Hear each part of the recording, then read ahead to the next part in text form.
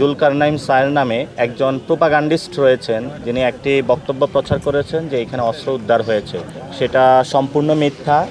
এই স্টিকটা হলো তারা নিয়ে এসেছে আমাদেরকে মারার জন্য, আমাদের একজন হলো তাদের থেকে এটা উদ্ধার করেছে। প্রিয় বাংলাদেশ, আজকে আমরা ঝিনাইদহতে রক্তাক্ত। আমাদের একটি পূর্ব নির্ধারিত কর্মসূচি ছিল যে আমরা জুমার নামাজ আদায় করবো, এরপরে আমাদের একটা যোগদান অনুষ্ঠান। তো আমরা যখন জুমার নামাজ পড়ে ঝিনাইদহ একদম ডিসির বাসভবনের সামনেই যে মসজিদটা আছে সেটা থেকে বের হলাম। বের হওয়ার পরেই ছাত্রদলের অনেক গুন্ডা পান্ডা সন্ত্রাসী তারা আসলো, তারা স্লোগান দিল। আমরা শান্তভাবে পরিস্থিতি এড়িয়ে যাওয়ার চেষ্টা করলাম। তো এরপরও তারা আমাদের ডিম নিক্ষেপ করা শুরু করলো। এরপরে তারা আমাদের ইট পাটকেল নিক্ষেপ করা শুরু করে। এক পর্যায়ে তারা আমাদের যারা সহযোদ্ধা আছে তাদেরকে ধরে মধ্যযুগীয় কায়দায় যে হকি স্টিক, বিভিন্ন যে দেশীয় অস্ত্রশস্ত্র সেগুলো দিয়ে উপর্যুপরি সবাইকে হলো আঘাত করা শুরু করে।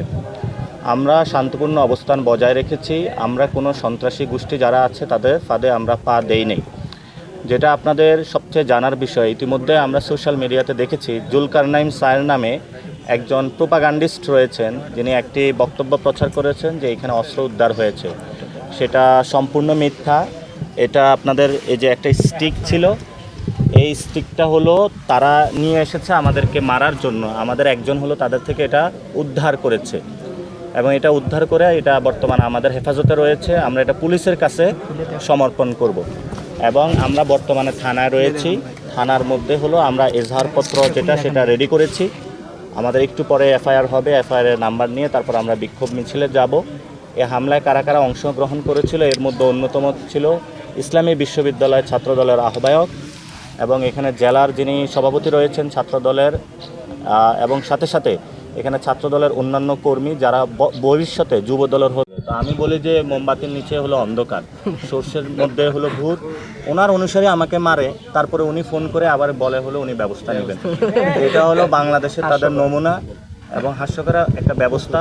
সাথে সাথে বিএনপির যারা অ্যাক্টিভিস্ট তারা আজকে তারা হামলা করেছে। আমরা এখানে একটা যোগদান অনুষ্ঠান ছিল, সেই যোগদান অনুষ্ঠানকে তারা ব্যাহত করতে চেয়েছিল এবং ঝিনাইদহতে যে এনসিপির ফুটপ্রিন্ট যেটা সেটা তারা রাখতে দিচ্ছিল না।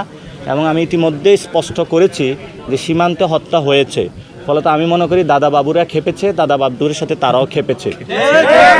যারা হামলা করেছে তারা দাদা বাবুদের একটি সন্ত্রাসী গোষ্ঠী এবং আসাদুজ্জামান এই গণ অভ্যুত্থানের সাথে গাদ্দার অন্যতম। আপনারা দেখেছেন যে রাষ্ট্রপতি যখন বিদেশ গিয়েছিল তাকে বিদায় জানিয়েছিল, তার যোগসাজে সে কাজ করে থাকে এবং সংস্কার প্রক্রিয়াতে ব্যাহত করেছিল। ফলত আমরা যখন সংস্কার প্রক্রিয়ার পক্ষে দাঁড়াচ্ছি, সীমান্ত হত্যার বিরুদ্ধে দাঁড়াচ্ছি, বাংলাদেশের নদীর অধিকারের জন্য দাঁড়াচ্ছি, ধর্ষণের বিরুদ্ধে দাঁড়াচ্ছি, জনগণের অধিকারের পক্ষে দাঁড়াচ্ছি, সেই জন্য তারা আমাদের উপরে হামলা করেছে। Thank you.